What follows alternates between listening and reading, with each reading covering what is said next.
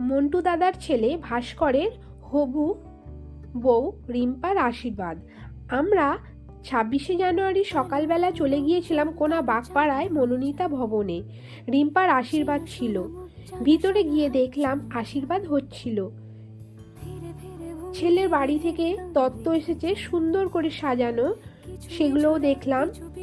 আমার ঠান্ডা লেগে গলা বসে গেছে, গলার অবস্থা ভালো নয়, ক্ষমা করবেন।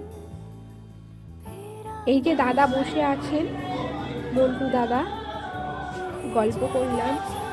আপনাদের নিখিলেশ দা এবারে রিম্পাকে আশীর্বাদ করে নিল। এরপর আমি ছবি তুলে নিলাম।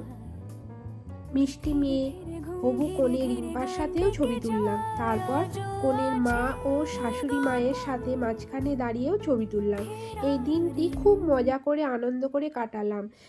ভিডিওটা এখানেই শেষ করছি। নমস্কার।